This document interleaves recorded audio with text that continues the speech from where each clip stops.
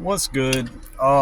Sometimes you can't hide things. Like, not that you're deliberately trying to hide things, but what I'm trying to explain is when it comes to how you've been treated over the years, it's going to reflect in all ways. And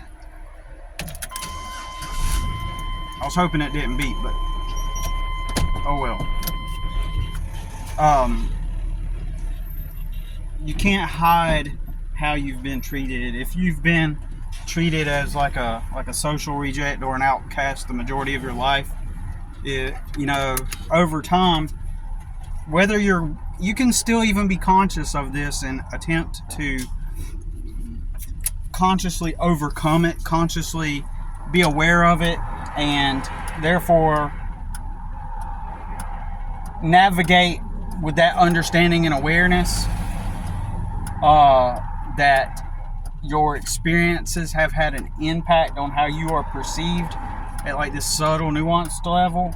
You can even be aware of it and be conscious like I do, and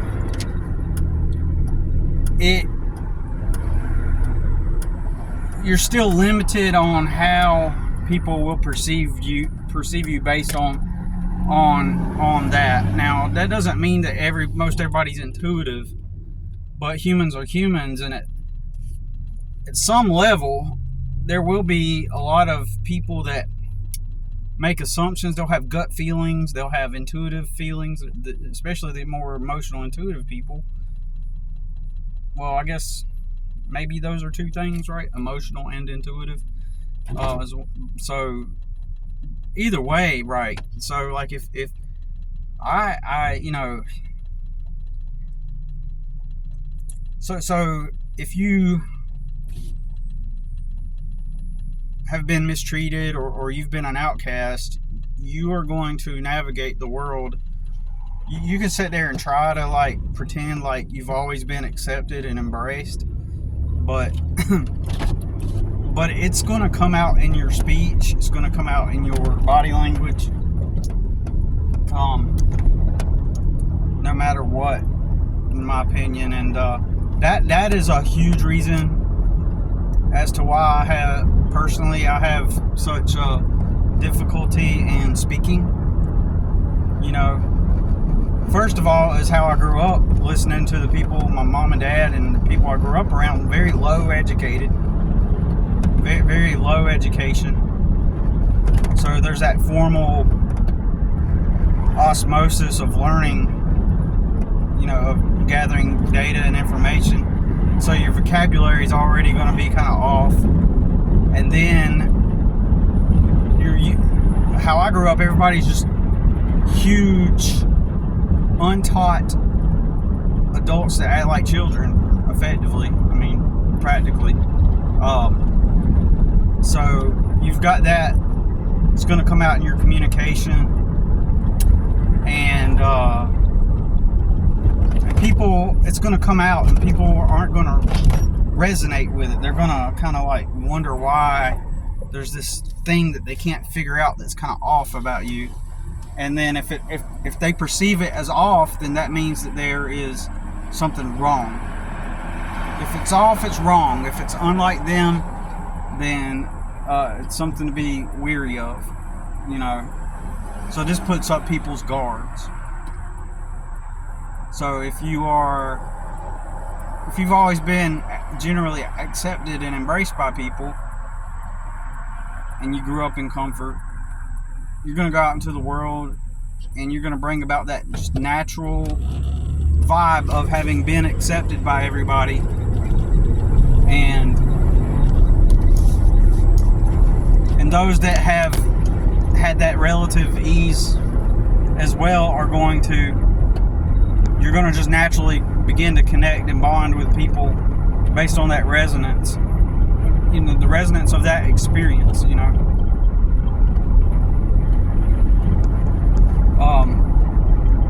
Sorry, I just got caught off guard. I just seen a huge sign that said Family and Friends Day, and couldn't tell if it was a yard sale or what. But anyways,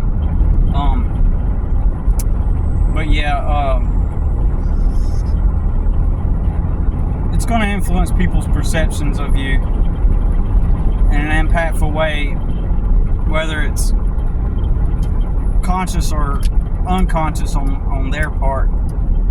And you're only limited to what you can do with that. I know that if I try to act like, and this is why people think you're fake. This is why people have always thought that I was fake. Like I'm just like disingenuous, fake, like a poser, because it comes across as incongruent, right, in people's minds. So, you go into a workplace, for example, and you're trying to maintain the professional verbiage and lexicon and act professional, but at some level they know that you're kind of like lower status and you don't have nice clothes like them, and you're showing up in your shitty pickup truck or car or whatever, and all these things.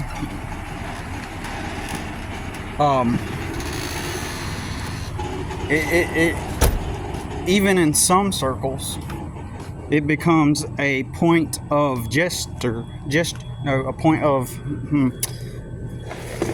in some environments, just being that way becomes a point of where people attempt to leverage that as a means to make fun of it, basically. I'll give you an example. Let's take like there are stereotypes, right? And let's take the stereotype of a Waffle House employee. No offense to anybody at Waffle House, but certain places tend to develop certain stereotypes, and that's just facts. That's what happens. So you take that type and place them into like a luxury hotel at the front desk, and they're dressed in the luxury hotel uniform, but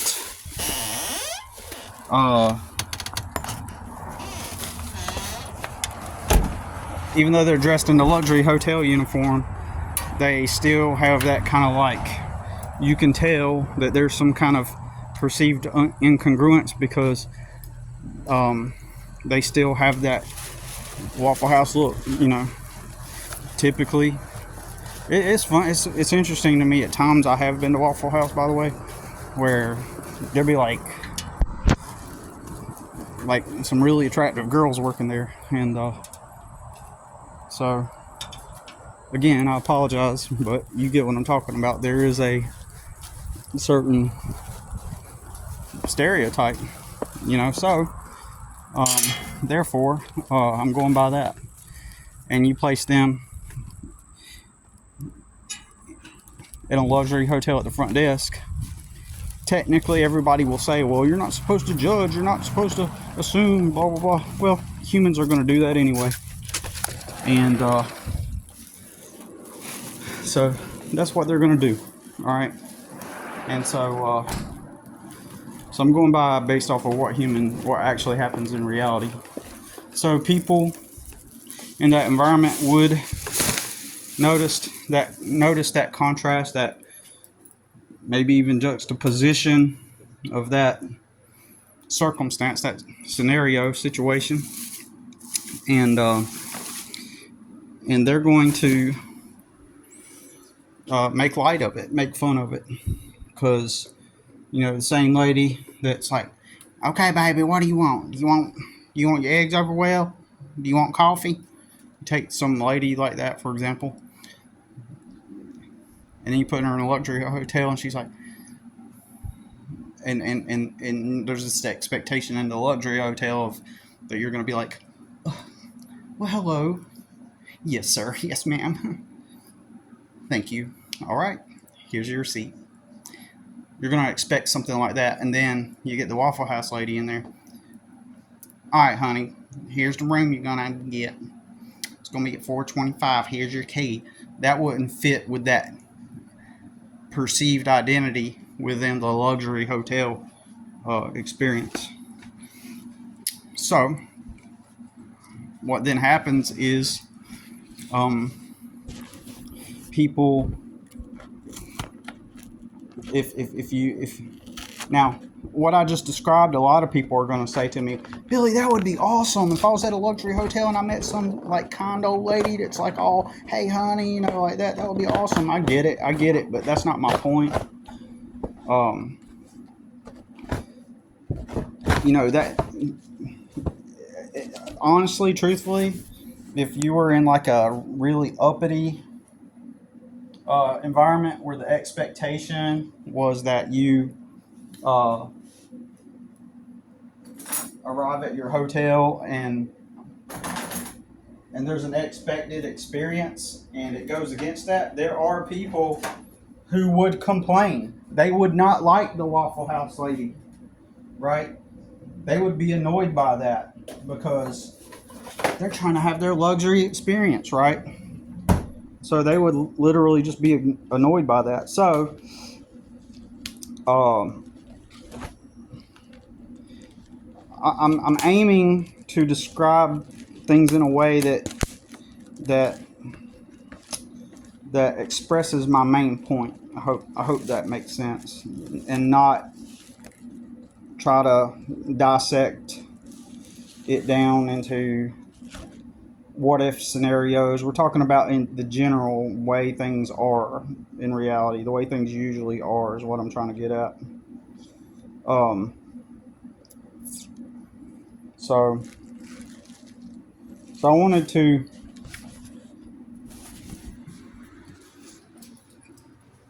talk about that and talk about how, like, if there were certain types that you would encounter in an environment where it seems like that they are not fit for that environment, it's going to cause something notably different, and that has had my upbringing ever since I was thrust into the real world has been more often than not, the outcome has been a side effect of that perception. Literally, when people find out that you don't do the drugs and drink and smoke like everybody else, like that is really something that's going to not fall into your favor. It's actually going to knock you out of favor with people. It's going to cause people, especially in my circles, it's going to cause people to become weary of you and treat you like you are,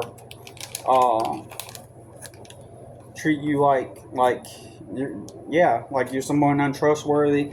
Like everyone just assumes that if you didn't ever engage in the substances and the things that everybody deemed rebellious or illegal, then by default that also means they attach this other quality or dynamic to it. It's like, okay, well, if you're that way, then you must also be a snitch as well, and that's the way you are perceived when you are, not someone who, because your ability to relate with others, I believe it's nationwide, probably even worldwide too. Weirdly though, like in other cultures, I don't feel that way. Like, for example, in Indonesian culture or in Japanese culture, like I used to see these Japanese people, they would come to Starbucks and they would all smoke, like all of them, right? They would all, even the girls, like, but they didn't, for some reason, when the foreign girls, even I seen a video of a French actor and she was smoking, and there's a certain way that they do it that does not come across as trashy. Like, to me, when girls smoke, even and dudes, don't get me wrong, there's nothing. The tobacco companies have done an excellent job at convincing everyone that smoking has these certain by smoking you inherit these certain qualities about you just because you smoke. Yeah, I know that smoking gives men a temporary little extra testosterone boost, allegedly, right? I know that. because something the way the nicotine causes focus. I don't remember exactly, um, but uh, there's a different quality when you see foreign people smoke. It's kind of different. It's almost similar to like if you met some like old grandpa out in the country and he smokes. It's almost like he just smoked because that's what they did during the day during that time. It's just what everybody did kind of, and there wasn't necessarily much. It's like all of that I'm describing, the old grandpa, the foreign people, all that got filtered out and washed away, and what remains here in the United States is this residual, where if people smoke, then you can kind of pick up on the subtle trashiness, but that that's ingrained into that behavior, if that makes sense. There's a certain element, but people will try to wear it as honor, as a badge, and say, that's in reality in a lot of circles it's just a normal thing to do, right? In a sense, but it's normal in the sense that if you do it, you are just telling the world that I conformed. That's basically what you're doing. You're telling the world that I conformed. I don't know how other way to explain it. So if you do engage in those activities, then people will treat you kindly as if you're one of them.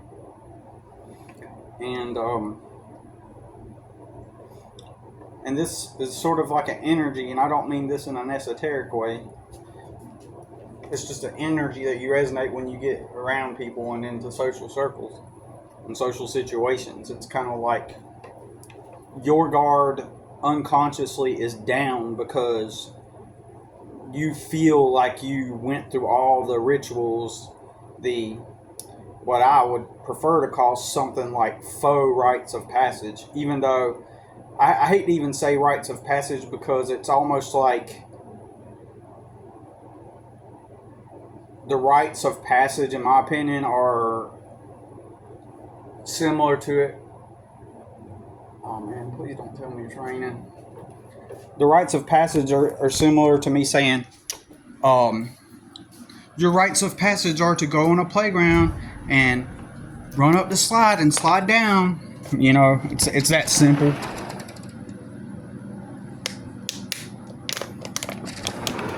I'm not ready for it to rain yet. I gotta cover up my equipment. But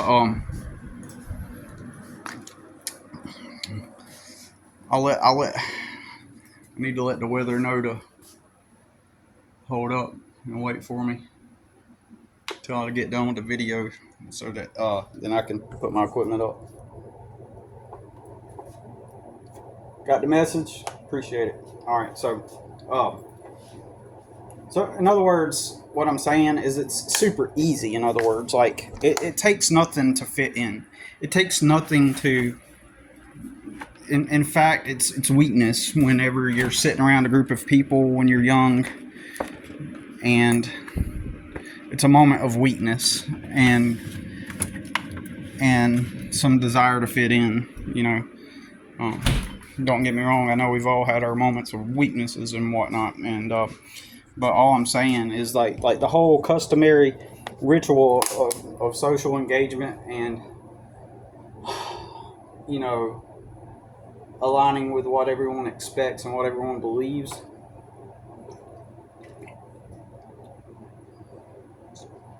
Sorry about that, Rudy. I just realized what I just did. I was just listening to the Rudy's and Kurt's Reality Benders podcast, and they were talking about how they hate, or Rudy doesn't like hearing people swish the water or something. But I actually just took a powder supplement and I swish it around my mouth.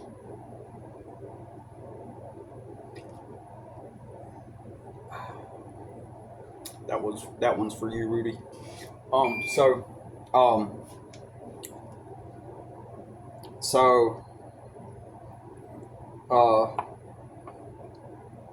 yeah, what was I getting at? So these rites of passage, they're not anything that took bravery. They're not anything that gained you strength. Rather, they did gain you social acceptance, but you never got. When I hear rites of passage, I think of like tremendous odds, challenges, things that make you grow. But today's rite of passage is when everybody was smoking. Did you pick up the cigarette too? Did you take a hit off the cigarette just so that you didn't feel like the outcast? And then once you did take the hit off the cigarette, so that everybody mentally imprints in their minds that okay, they're normal too, they smoked too. That's a moment of weakness, but they'll even label it as bravery. You hear the people, brag about how they can outsmoke somebody else. Think about that. I bet you they can outsmoke who? Like these things that aren't really challenges. Like, yeah, I'm aware that there's this. You gotta get your throat accustomed to heat and the smoke to go down into the lung. I get that, but that's not. That just takes practice. That just takes time to get used to and time to practice. But the humans, the ones that need to fit in anyway, they need to label these easy things as these trajectories of these rites of passage, as if they're like these strong rituals that you had to go through to come out on the other side. But in reality, they're not, and they're just really fundamentally they're based in weakness and conformity, really. And so what happens is, you walk around in life and you know that you were the person that took the puff off the cigarette just to make sure that you didn't look weird to others. So now you have that self-assurance and confidence and know, in a sense, that like, at least not even confidence, but more like you've dodged the flogging line. Now you don't have, that you're not gonna, there's this unconscious thing where that you're not going to be looked at as weird. You're not going to be looked at as an outsider or an outcast. People aren't going to potentially view you as someone they can't trust. They're not going to potentially view you as someone that they can't be truthful with. They're not, they're not going to be weary of you, and all these things, right? Like they know. And so there's a certain part in your mind that knows that, and that lack of that stress makes you walk into a room and feel like that you're not going to get rejected because you now have the unspoken hidden social badge that you smoked too. And and I use smoking not just for smoking. I'm using smoking as an example. It is one thing of many things within those rites of passage. It's one of many things. So in this instance, I'm using smoking to symbolize a lot of the other things too, that make you, as long as you remain status quo and up to par to what everybody expects, then, you can confidently, and so you're going to bring that energy into the crowd in a certain non-defensive way. You're not going to have your guard up. You're going to feel like everybody's going to embrace you and accept you, right? Whereas if you didn't do those things because you thought they were stupid, even if you, like me, thought they were stupid things to engage with and then get involved with, then there's still, over time, it's going to imprint on you the micro expressions, the visual responses that you get, the way, the tonality and the way people talk to you, the questioning, the looks of, are you a sincere person?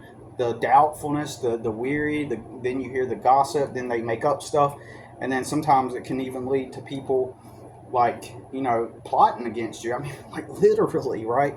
Just because you don't stand out in a way that signals to them, that puts on their radar that you conformed like them, right? And so I have to be mindful of this as I navigate my life and my reality. And crazy enough, like I used to, back when I didn't know better, I used to believe, like everybody else does, I used to believe that the people that did the drugs and smoked and did all the partying, I used to believe that they were the small percentage of the population. In my mind, I for some reason, I don't know why I thought this, like the number 7% comes to my mind. Right, when I think of the small part of the population, I think of like the rebellious ones, the rare few. Like in my mind, I come up with seven. I don't know. Maybe somebody once upon a time told me that like maybe perhaps once upon a time somebody said, yeah, maybe about 1% of the population do the drugs and smoke and party, blah blah blah, and get wild, and then they're the rebellious ones. Maybe there was at one point when I was young that happened, and so that left the impression of the number 7 on me. But so I used to believe that, right? And so when I grew up around all of that, so most people don't even get what I'm about to say.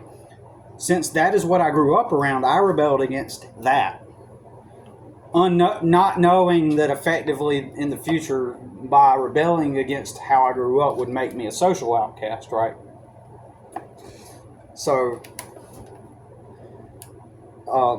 and I didn't know it at the time. And so what I would do, when I'm talking about into my 20s, I used to still believe that even though over time part of your brain begins to process that this is everybody, and I only thought that those types of activities were just part of the lower class, the lower socioeconomic class levels, right? Where there was poverty, there was addiction. Where there was poverty and addiction, there was obviously the addiction stemmed from the drug use and the substance use and the smoking and the drinking and all that stuff. And and I used to think that all of that stuff was down at the bottom where I came from. All the drug use and the smoking and the partying and the dysfunctional stuff, and that there was this large portion of the majority who were the normal ones. And I used to actually believe this. And so therefore I would attempt to share. Now, I told you. Wait.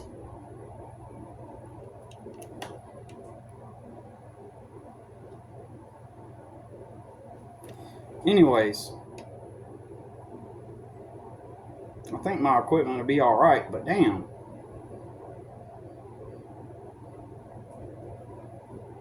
I prefer to have it covered, you know what I'm saying? Sincerely, fuck you. Right.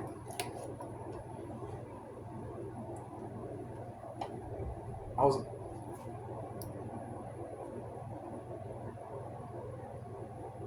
Hold on a sec.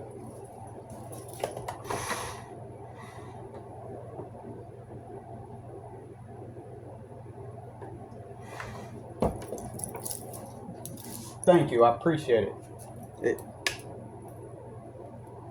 Waterbender? Is that what I just did? Man, I swear to God, I just looked out the window, it was not raining. And then right when I said that just now, it started raining. Stop!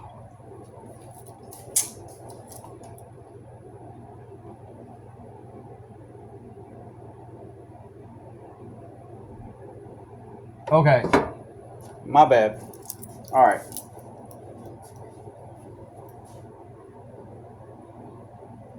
So anyways, continuing on.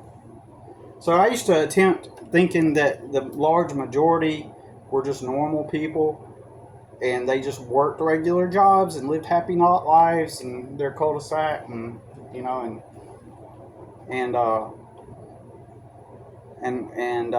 and I thought that how I grew up was this small minority, and were labeled and considered rebellious. So, or the trashy side of town or whatever. That's a cardinal you hear. It's on my windowsill. Anyways, so I used to attempt to sell that to people. I would always be like, I don't use drugs. Like I never, because I wanted to get out of my reality. I was rebelling against my upbringing, So I wanted to sell myself on the fact that I didn't do drugs. I don't smoke. I would tell, when I'd go to interviews, I'd be like, I don't smoke, I don't do drugs. I don't party or anything like that. I just want to work. And and and I used to try to make highlights of those things. And when I would engage with people and certain social settings, I would think, because of how they looked, I'd see them all wear nice clothes, new hats, new shoes, pulling up in nice cars, showing up at work, and in different social settings, I used to perceive that, okay, those are the normal people, and they're not from the bottom where all the smoking and the trash and the drugs and alcoholism goes on. And so I would attempt to relate with people on that level and be like, I would just kind of assume that they were. And so at times I would talk bad about like doing drugs and smoking and stuff like that. Little did I know that what I was doing is I was actually making myself look bad to people. And I know immediately a lot of people are going to say, well, that's because you were coming across as judgmental, and that's possible that's true. I probably came across as judgmental, but that was not the thing. The thing is I hated how I grew up. I seen all of the hardship that people had on drugs and alcohol, and the domestic violence and the fights and the dysfunction and the cigarettes. Anywhere all that existed, there was always some cigarettes and beer cans laying around, right? So over time, people began to it took me a while to realize that it's not the way I thought it was. Everybody smokes and does the drugs and drinks and all that stuff, and then I didn't realize it at the time. And so my perception on reality was skewed, and it effectively made people not trust me. So you got to think, after years and years and years of people not trusting you, assuming the worst about you, making up stuff about you, coming up to conclusions and assumptions and all these things, they're starting to label you as, and they're in reality, they are the judgmental ones, right? More than anybody. The majority of people, that went through that ritual, they're the ones judging, to be real. And how many of those same people quit their party days and then ended up like they quit their party days and then they become the judgmental ones? So it's funny, as people are doing the drugs and going through that party, they thinking, oh, everybody's judging us. No, they're not. There might be some religious conservative couple in North Carolina in some small town that they might be judging you, but even they went through that phase in their life of the party, and so even they did it. So nobody's actually judged. It's like the dude I used to tell him this over and over and over again. The dude that used to get laid because he had tattoos, but he was a weak and pathetic dude. He was a bitch. He literally was a bitch, right? But he would get laid often because girls, all it took was the immediate optics of him having tattoos and smoking a cigarette. And so in their minds, they started to categorize him as a bad boy. And he wasn't. Him acting cold and distant was not him being a bad boy. It was him being insecure and weak and scared and frail. But they interpreted it as he was a bad boy and mysterious and aloof. You women, oh my God, is that all it takes? This is why people like me don't want to date you girls, or commit or do anything serious with you. Because then we hear about you smashed that guy, and then you find out and you thought that guy was a bad boy, and they're like, yeah, I was so stupid. I was like, yeah, and you still are. Most people don't change, and if you at whatever age fell for that, then that tells you who you are now. people don't change. Most people don't change at all. I mean, people do change fundamentally over time. They become different people, but there are certain qualities and aspects about people. Like if a girl dated bad boys in her past, or what they perceive to be bad boys in their past, that tells you everything you need to know about, especially when they were first starting out and they were young. That is their default setting. Be offended if you want, but, that's just real. That's just, that's just real. That's just the way it is. That is your default setting. Oh, but I learned over time what I need. The fact that you even needed to learn, I can understand some strange outlier situation. Like there's this woman that does. She grew up as a Mormon. She has her channel is Life Take 2. She's very liberal now, but a lot of stuff she does say is very interesting. And I listen to her just to get a balanced take on things, or to get other opinions on things, and I want to hear about how her experience affected her.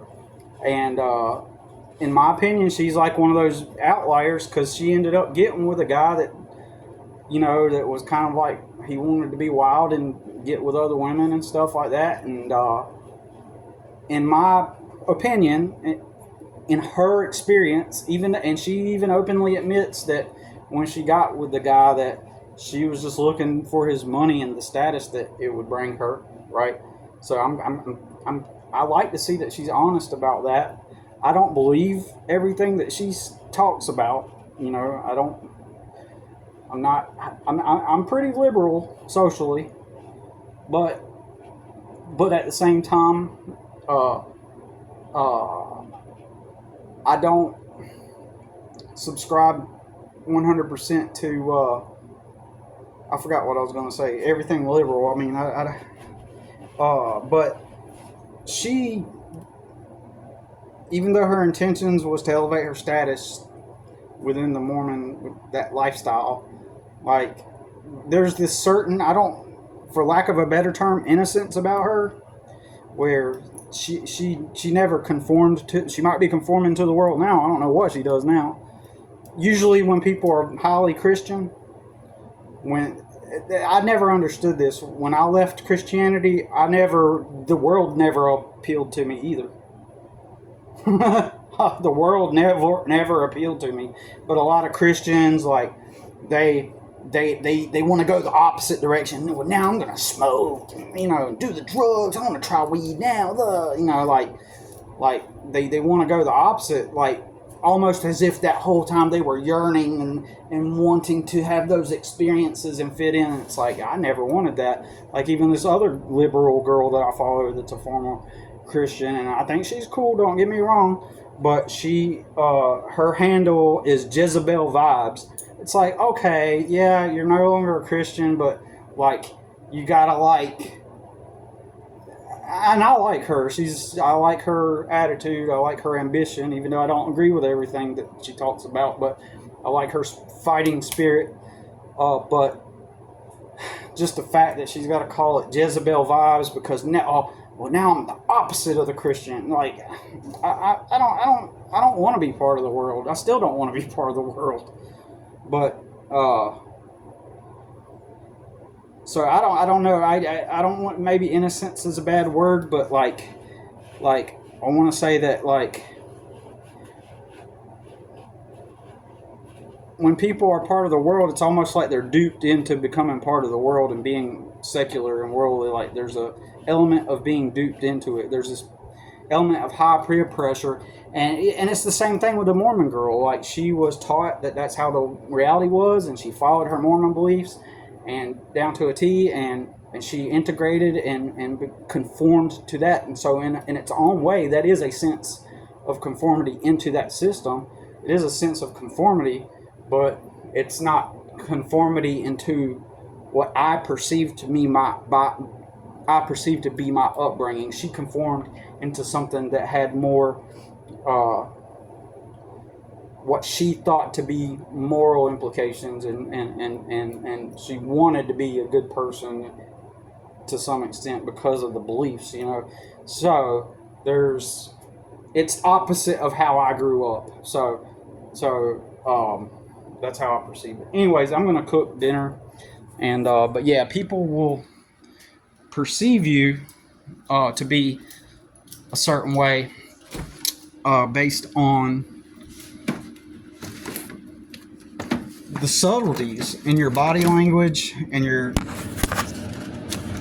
body language and the way you navigate you know one thing, for example, my son has to deal with is he still flinches, right? So if I hold my hand up, he'll go like he's gonna get hit, even though he knows I'm not gonna hit him. Um, but uh, but yeah, I just wanted to talk about that topic, and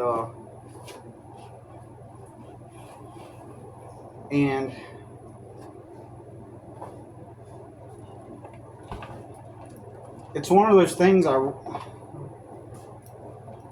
do know what to do with that, but I don't know what to do with that. Like I have to think of, like, in the long term. I can say, okay, well, I can act like this around people. I can talk like this around people, and use strategies to learn to socialize better and to, blah blah blah. But the problem is, the problem is in the short term, like right now. Yeah, it's nice to think about how over time I'll get to, you know, socialize with people, um, and learn to navigate. And I have done these things over the years. I've learned how to slowly, socialize in a way that where I don't have my defenses up, and uh, because because of I rebelled against what everybody conforms to, I become the outcast. I become the attacked. I become the targeted one, right? I become the reject, right? You know, everything's backwards. If you did all the drugs and partied and acted a certain way, that made you part of the crowd, even though it's actually opposite, right? But uh, so I have adapted. But what? So why have I not integrated in a better way? Well, it has to do with my financial circumstance. It has to do with the fact that for 20 years, after growing up in the environment I did for the first 17 years, 18 years, and entering into adulthood 20 years after that, so then 40 years goes by, and I worked for other people. You get what I'm saying? Well, that math is wrong. So I added it up. I did work for other people for 20 years. So what I'm saying is that I worked for other people for 20 years, and so um, what did I learn socially within those realms? I was constantly around people that don't value the things I value. I was around those people that thought I was weird or thought to think weary of me. I was around people that also categorized me as trash, as inept, as stupid, low IQ. I was always around those types of people that would always think those types of things about me, and there were people that often assumed I was just this drugged out person just because of how I looked. Um, Assumed that I probably went home every night and had beers and smoked weed or something, because that's what people know when they think of the impoverished, right? Um, and I never had the desire to fit in with any of those people at those jobs because I did not like how they were. They were innately, inherently negative. The weird thing is when you are a follower, you are a lot of the time a negative person towards people that are, in general, 80% of people don't like their jobs. And so I socialized when I had to, but I never attempted to try to relate with people. I never wanted to be dishonest about like I didn't like football. I didn't give a shit about football, right?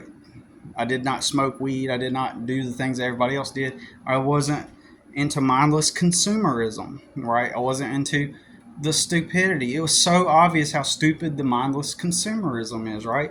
So stupid to be getting shit jet skis on credit or a dirt bike or a four wheeler that you're gonna put a tarp over after a few months, and then it's going to sit there for a couple of years, and you're going to be making all those payments with interest. But every now and then you bring it out, and then it's just like, and then you go to get the next thing, and then you go get loans for vacation. If you cannot pull the money out of the bank,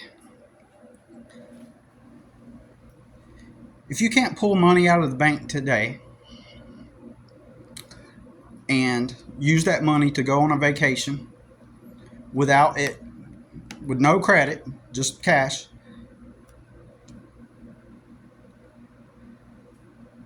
and it doesn't hurt you financially, then you can't afford a vacation. If you have to go get a loan to go on vacation, you can't afford it. If you have to get a loan to get jet skis or four wheelers or even a new wardrobe, then you can't afford it.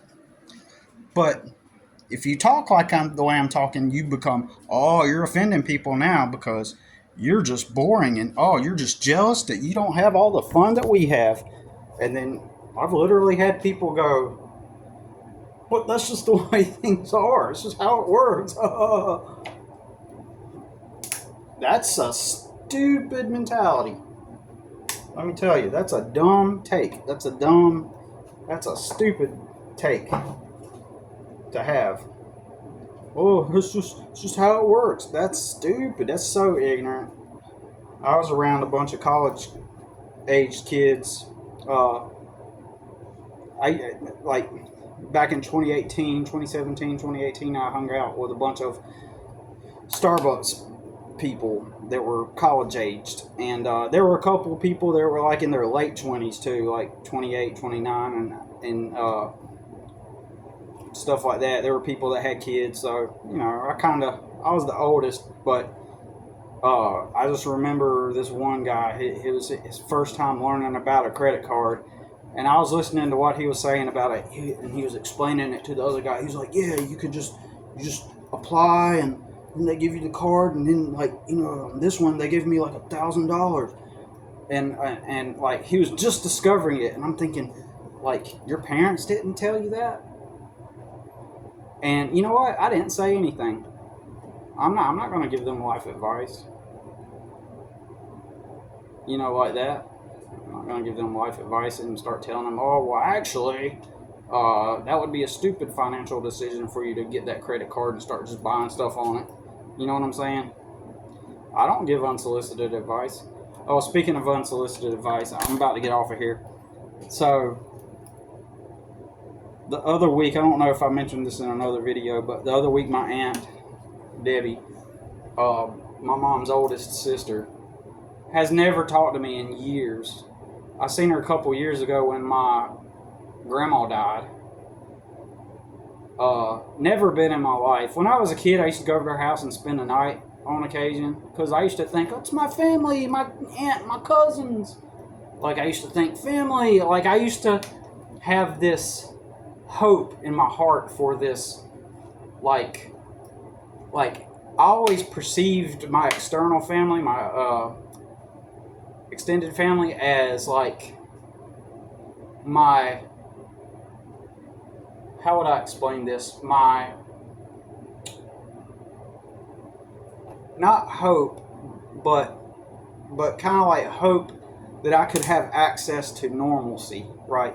It was like one of the things I clinged to in hopes that like maybe I have access to a normal life, because they had a normal life, right? They lived in a nice house, in the mountains. They had computers, they had a weight room, they had, while they were at work, my aunt and uncle were at work, he had a bunch of like CDs with like Aerosmith and all these bands, and I would put the CD in, and that big huge stereo system, right, with the big stand-up speakers, I would blast that stuff like loud all through the house. Like while they were gone, it was like playground. And then on the computer they had Wolfenstein 3D.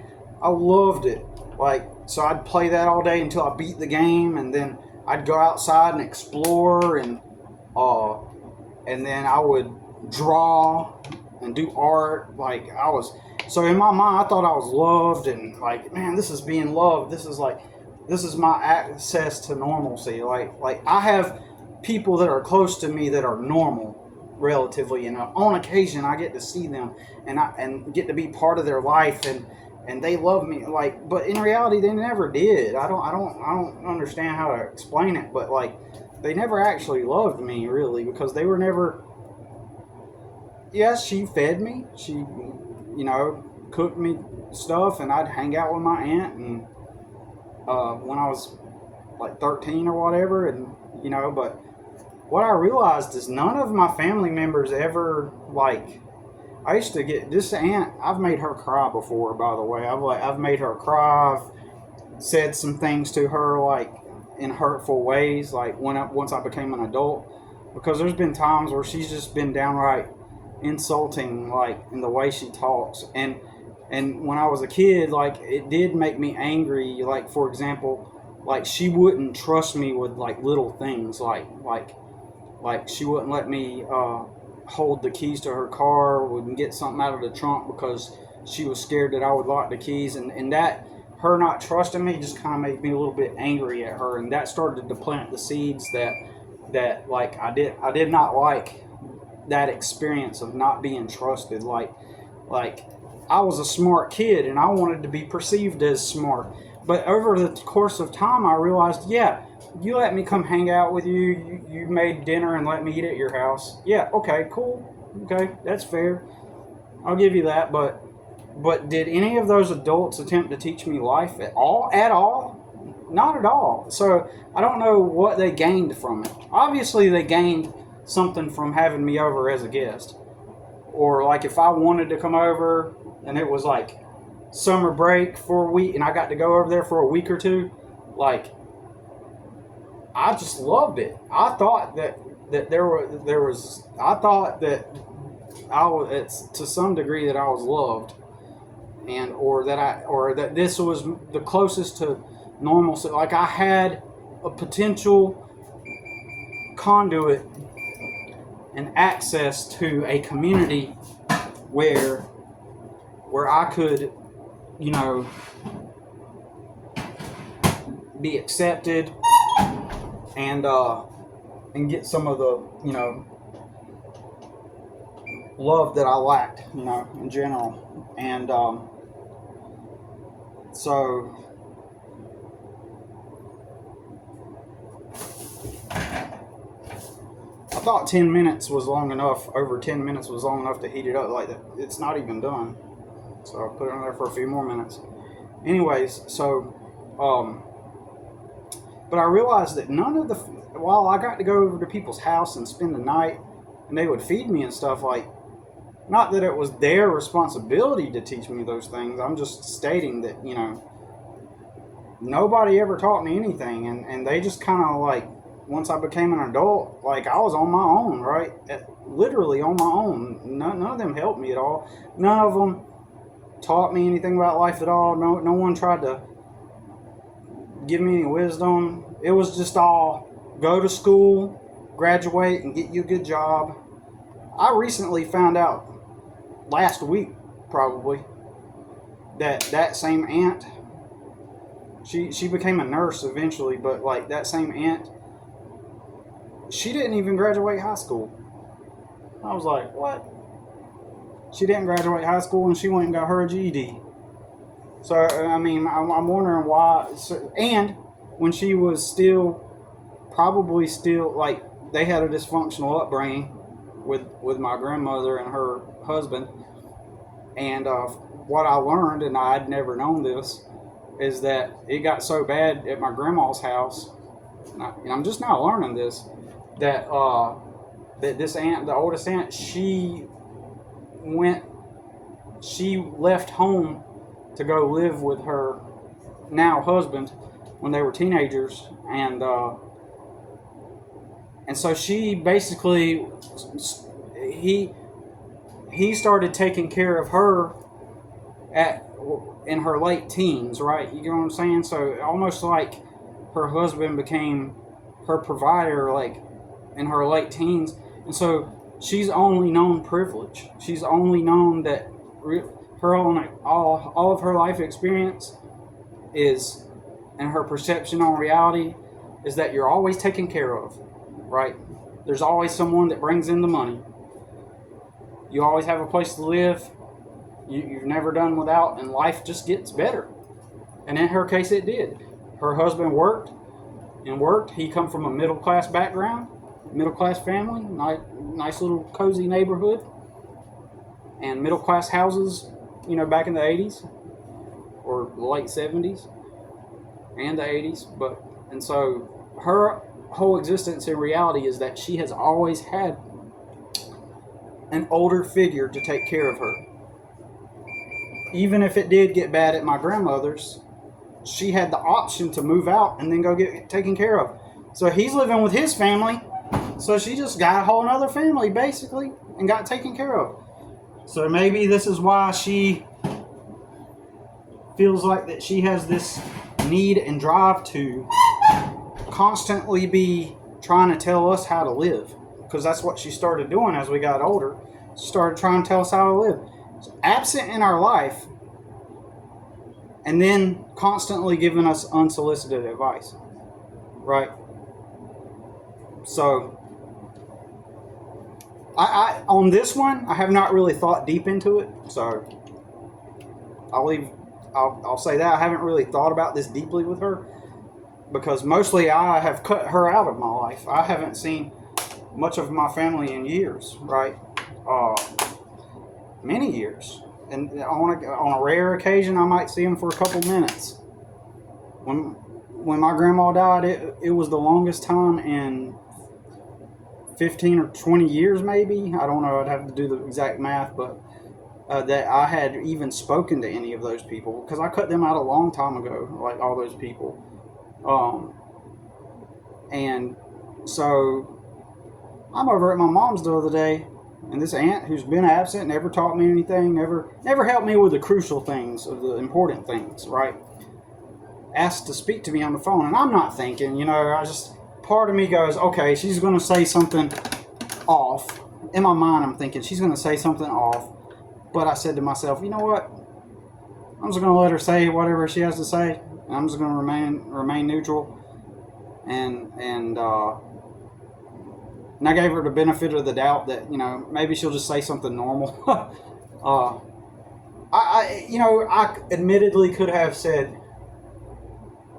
no, I don't want to talk on the phone right now. But I wasn't thinking, honestly. It's one of those moments where, it's just like you're not thinking. Mother, she's like, hey, Aunt Debbie wants to speak to you, okay, or whatever. And plus, they were moving stuff out of my grandma's house, and I didn't know if it was probably going to be like, do you mind going and blowing off the sidewalk or something like that? I didn't know. I thought it might be something pertaining to my grandmother. But part of me goes, oh, she's going to say something stupid or off. Sure enough, she gets on there. She's like, hey, you know how you do your little landscaping business, right? Well, I was like, yeah. She's like, well, what you need to do is get Andrew and Giovanni, which is my nephew, get them off their butts and go get you some bigger contracts and get them to go to work for you. Now, on the surface, you might say, oh, that's some awesome advice, Billy. Like, that's not a bad idea. You'd be giving them some work and, but put it into context. This lady is just offering me unsolicited advice as if I'm in it, like in her head, like, what does she know? Like, I'm not even in a place where I can, like, hire somebody like that. I'm slow, gradually building up. I'm not you. I didn't get to go leave my dysfunctional family and go become part of a family and then get taken care of for 50 years, 40 or 50 years, or however long that they've been together, right? I didn't get that privilege and that luxury, But why are you gonna it's not a good thing to offer people unsolicited advice like that, especially if you haven't been in their life, right? If you haven't been in their life as someone who has like been there for them, then you need to fuck off, really. Just to be blunt, like you need to fuck off. Like you don't have a place she doesn't have a place in my life to be offering me unsolicited advice like that. If the relationship had been different and she had been in my life and had taught me things over the years and etc., and she had been like a respected adult authority figure in my life, then maybe some unsolicited advice would be, okay, but not in this dynamic, not in this scenario. And then she's basically telling me, you need to go set up your business. You need to try to tell me how to do everything that I already know, or assuming ignorance. That's one thing she has done quite frequently. She assumes that you're ignorant about whatever thing, and then approaches it as like, you're dumb, so I'm gonna have to teach you. It's so stupid. That's why I cut these people out. And I wanted to mention, I think on one of the Rudy's video, he was talking about how cutting your mom off. I didn't talk to my mom for 6 years.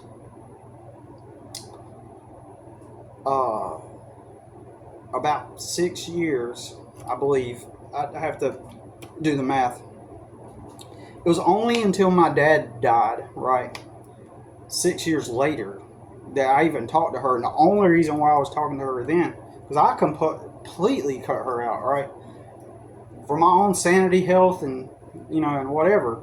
And at the time, I thought she did not deserve me being in her life, right, because she had always been a horrible mother, right, back then. And so she moved in with my dad when he was dying, because she didn't have a place to go, no home or nothing. And I also meant to say in one of the comments when I replied to Rudy's video that I should have mentioned this too, about some guy who, dude, I've been in studying dysfunctional family stuff, and and I've heard it from all. I've heard all the solutions for my life, right, from all different walks of life, and so I meant to also say that my grandmother, and I think you know this already, also attempted to shame me and told me I was basically leeching off of my mother, basically. I was going through my legal circumstance and just used all my money towards the legal circumstance. And my grandmother was shaming me, or attempted to shame me too, because I was staying with my mother. It's like, you've abandoned me. You've never helped me in my life. The government has attacked me and sided with his mom, and I've spent all of my money, but you don't know this, you stupid bitch. Right? You don't know this, and so you think in your head that I can go apply at that warehouse like you did, and somehow that's going to help me get ahead. You dumb woman, you stupid lady, right? So she was also someone who, not in a Jungian way or Jungian way, but of course my grandmother would have no idea what that means, right? But my grandmother, she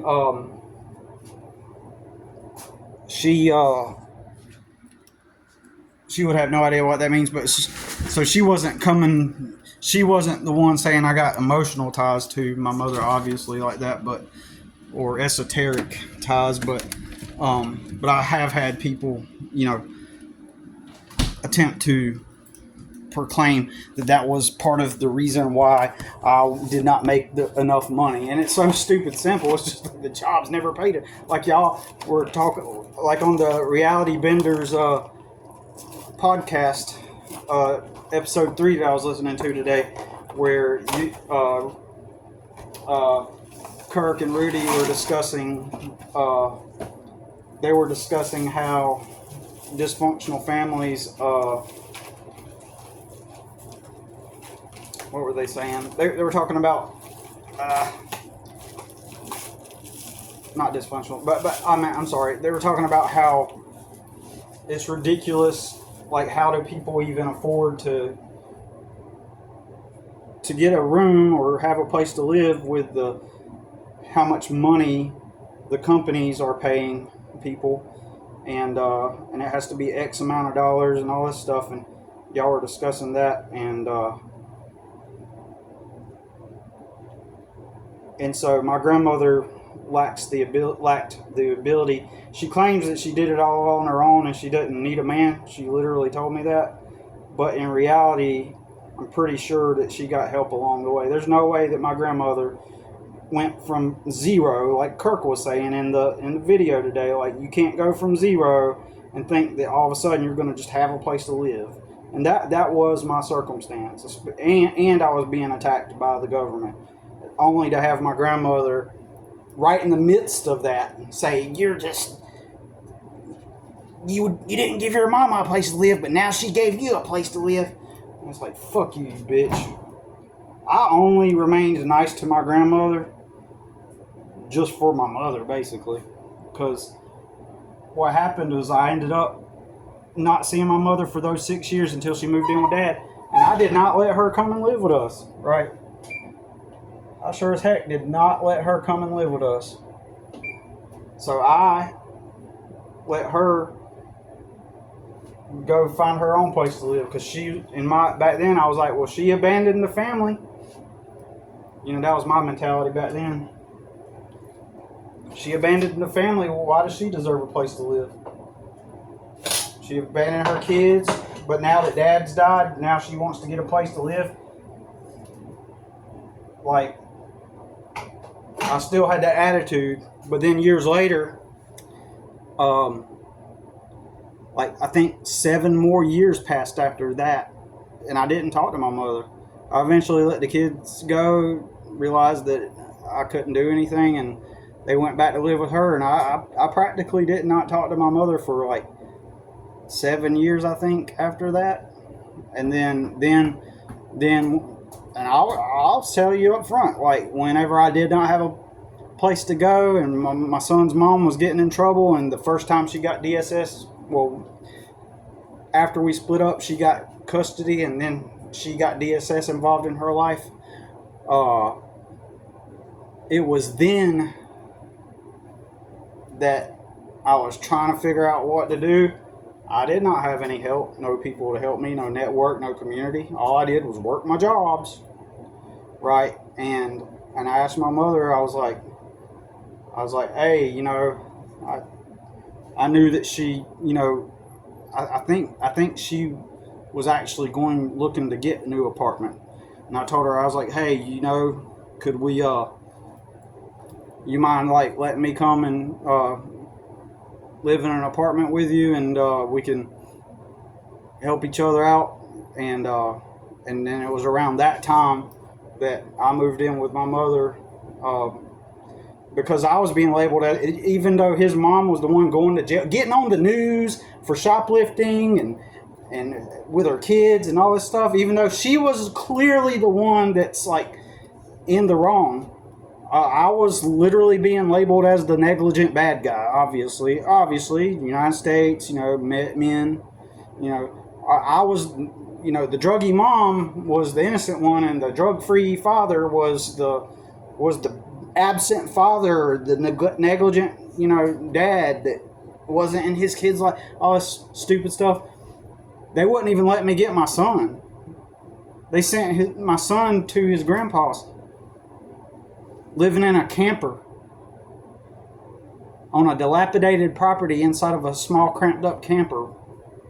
The DSS wouldn't even let me get my own son. I could have probably taken it to court, but I didn't know that I could do that back then. You know, still kind of ignorant. But I should, if I would have known better, I could have just said, hey, you know, take my son, get him off the case, and let us go do our thing. I could have done it back then, but I didn't know. But eventually I did get an attorney, and but yeah, oh, and while I'm at it, as far as like forgiving my mother. There hasn't. I don't think there's really been like a formal mother, I forgive you. And I'm not trying to mock it or nothing like that. That there hasn't been like a formal I forgive you. It's been kind of like a gradual process of, I forgive my mom for, you know, how she was, and I think that has cut the cord, if that makes sense. It's kind of a gradual thing. So now I can remain autonomous and detached, even though if I'm still enmeshed financially. Uh, I think I can say that at some mental, spiritual level, I have technically cut the cord, and like I'm not reliant on her for any kind of deep internal needs, or I don't think that I'm attached in any way. It's just like uh, I've analyzed it and thought through it and sorted through it in various different ways, and I just think, like, while there was never like one formal gesture or moment that there is for now, it may come up that my mother might one day be like, I was thinking about this and that. I don't think she will, because she always is in denial about things. But if there's ever a time where she like brings it up, like I think Rudy talked about how his mom confessed to something, like how she came to the realization of how she was, and then somehow that mended their relationship. Correct me if I'm wrong on that exactly, but what happened was my mom. Uh, I was gonna say, if my mom one day like says, I was thinking about this, and I'm sorry, and I'd be like, oh yeah, I would say I forgive you and all that stuff. I don't think it's necessary to try to bring up the past. You know what I'm saying? But but I think that there is still dysfunction there. Don't get me wrong. There's still an element of not fully functional, if that makes sense. And I know how to maintain this. I don't even want to call it a boundary, but maybe that is the right word. But I want to say it's like I can be at a distance and manage and navigate around things. Like I'm older now. Like I'm in my mid 40s, and so like I'm like, I'm a man. You know what I'm saying? I've got it. I'm carved out. I'm I'm stoic, and not just stoic, but I'm despite all the crazy circumstances, I might argue that I'm pretty well rounded, right? Pretty internally strong to be able to maintain sanity in the face of this stuff. I mean, I don't want to bring up. I actually unlisted that video about what happened with the DSS specifically. Uh, I've been advised to not talk about it openly too much about that specific thing. So, and I'm going to follow that advice. And so, with that said, one more thing before I go. I was going to mention earlier about smoking. Like when girls, I noticed this more often in women. When girls smoke in the United States, it's more masculine. They smoke in a masculine way. It's not elegant, or not like the French actress. It's still stupid and sucks, but when girls smoke in the United States, it's like,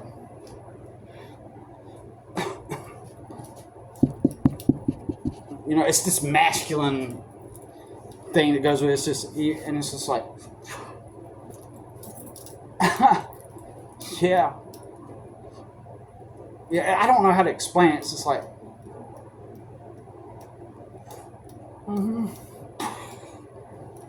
yeah, I know what you're talking about. It's like, it's so disgusting in those mannerisms. It's not sexy at all. Not sexy at all. But anyways, I thought I'd bring that up at the end. All right. I would invite you to dinner. I mean, you're still invited if you can make it. But, All right, but that's it, y'all. Talk to you soon.